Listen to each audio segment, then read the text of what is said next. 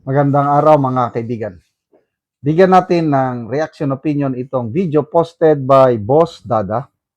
Ito si Senator Mig Zubiri, galit na nagsasalita sa Senate floor dahil sa hindi magandang pagtrato ng mga NBI agents sa mga staff ng Office of the Sergeant at Arms. May nakita po akong video na nagkakagulo. Yung mga NBI agents, pinusasan nila, rinesel nila, pinadapa nila yung isang staff ng tapos yung iba naman gustong tumulong, tapos may galit na to, gusto mong sumama, gusto isama kita, ganon na parang, ito lang I'm not sure, parang si NBI director yung gumaganon. So dahil dito, galit na galit si Senator Zubiri. Sabi niya, gusto kong makipagsuntukan din sa kanila. Salamat po, Senator Zubiri, sa inyong pagmalasakit sa mga personnel ng Office of the Sergeant at Arms. Pakinggan natin ang kanyang We want to tell the staff sa that here to if that had happened that I was around, makipagsuntukan din ako sa kanila, bahala na. Yung nangyari po sa ating usaha yesterday's is, I would say, not just a very sad but tragic experience for OSA. I think I'm looking for the right word. Hindi ko lang masabi na hindi ko babastusin yung outrage talaga. We're outraged. Thank you, Senate President, for helping me. That we were outraged. He did not deserve that. Ginagawa lang po niya ang tungkulin niya, trabaho niya bilang empleyado at OSA ng ating Senado. There should have been more proper restraint on the part of the enforcement agency. And I commensurate to our staff na no moral yung ating mga usahe kahapon. We must stand by them because these are the people that will give their lives for us if there's anything that will happen in this building. And we should also be ready to give our lives for them, Mr. President. Kawawa sila. Kaya I condemn what had happened to our OSA staff and to all the ruckus that they created inside the Senate building, Mr. President. Tama po kayo. There's always been decorum when these things have happened. It's happened before. We were together when Senator Laila De Lima was arrested here in the Senate. There was, but they served the warrant here initially, and she had asked if she could be served in her home, so she could go home and greet her children and say goodbye to her children. So there's a proper decorum, Mr. President. Former Senate President, that's exactly what I said. You could have allowed him in the session hall, then informed either the Senate President, the OSAA, or the Secretary of the Senate that there's an arrest warrant. We could have suspended or discussed with you. But instead, you wanted to nab him right before entering. So there was much discussion on that. But thank you for your expression. We want to tell the staff, OSAA, that are here today, that we are with them 1,000%. We are with you 1,000%. And if that had happened, that I was around, makipagsuntukan din ako sa kanila, bahala na. We had the meeting Sunday night. 1,000%. Ay, nako. Kanina lang, may dumaan sa aking wall, Facebook reel. Ganun, nagkakagulo. Nagsisigawan. Ulitin ko, yung isang taga-Senado, bigla na lang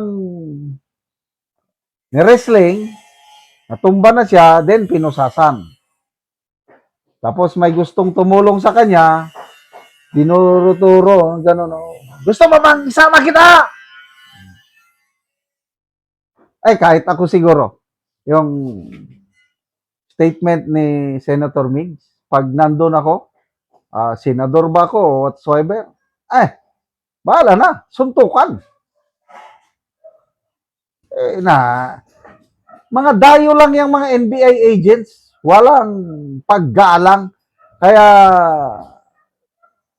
nasasayangan ako sa NBI as an institution dahil sabi ko sa inyo na napakataas ang pagtingin ko sa NBI as an institution.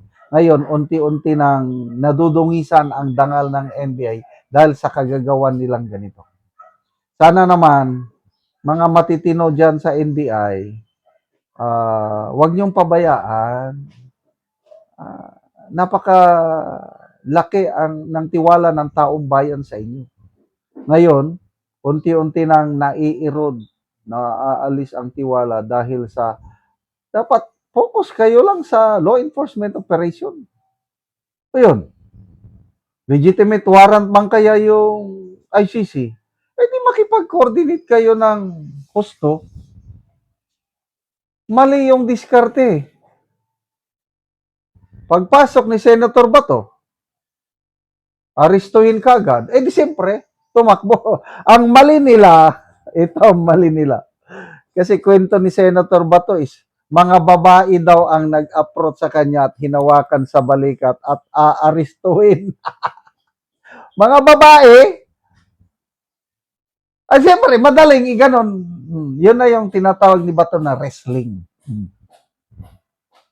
Ginamitan nila ng mga babae. Kung ganon man lang na-aristo, hindi. 5 o 7 lalaki, pagdating doon, na. Pinusasan na. Kaya nga, palpak na pag-aresto itong ginawa nila dahil kung legitimate yung warrant ng ICC, naku, wala na sala talagang kawala si Bato. Kaya lang, dito makita na again, sinasabi ko na intervention ito ng Diyos. Inalaw ng Diyos na makaikyas o makatakbo si Senator Bato. Kasi kung hindi siya nakaboto, dahil naaresto na siya bago pagpasok, hindi siya nakaboto, si Soto pa rin ang Senate President ngayon. Dahil sa kanya, abtik siya, nakatakbo, naghabulan, nakaboto siya, di, talsik si Soto, opo si Escudero, nag-iba na ang takbo ng galawan sa Senado, lalo na sa dalawang bagay. Very, very crucial yung impeachment ni VP Sara. Takot na sila. Hanggang ngayon, hindi na gumagalaw yung articles of impeachment. Inihintay nila siguro na mapalitan ang Senate presidency bago nila iliyakyat. Tapos yung flood control scam investigation, magpo-full blast na. Kaya hindi na makatulog-tulog ang mga members ng Malitagang. Kaya again, salamat sa intervention ng Diyos at nangyari ito. All things work together for good. Muntik nang naaresto si Senator Bato, yung pala, it will result to something better. Dahil mabubulgar na ang mga ginawa nilang kalokohan dyan sa flood control scam. Salamat mga kaibigan sa inyong pagsubaybay sa channel na ito. Nakakatulong kayo ng malaki sa tribong Talandig ng Bukidnon dahil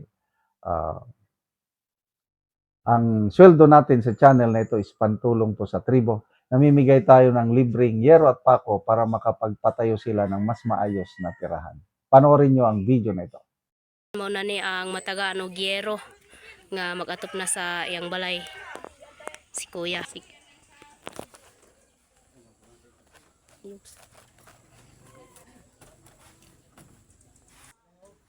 So mao ni ang itsura sa ilang balay. So ilang ilisdan og yero kay natagaan man sila. So mag-atop sila karon si Kuya. So mga dako na gid kayo ang mga buslot sa iyang yero.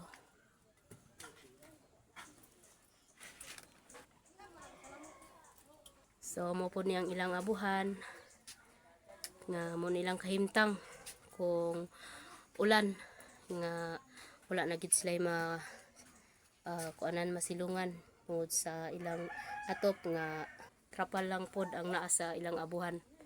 So makita gid nimo nga luoy gid kayo sila. So kay natagaan man nato sila giyero, so mag-atop si Kuya karon. Maupod ni karon, maupod ni ang ilang higdaanan sulod nila. So makita imo na mga dagko ng buslot.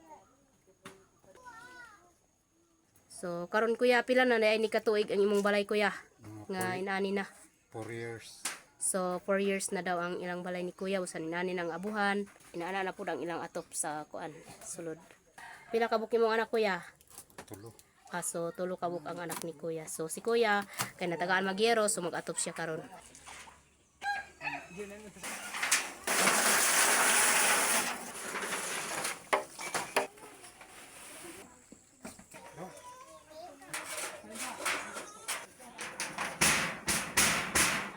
So nauman na gyud, nindot na gyud kaayo ang atop ni kuya. Nga buwan di natuluan. Salamat sa Ginoo sa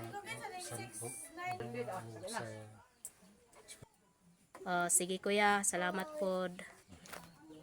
ako gyud akong pagpasalamat sa Ginoo. Sige, salamat pod.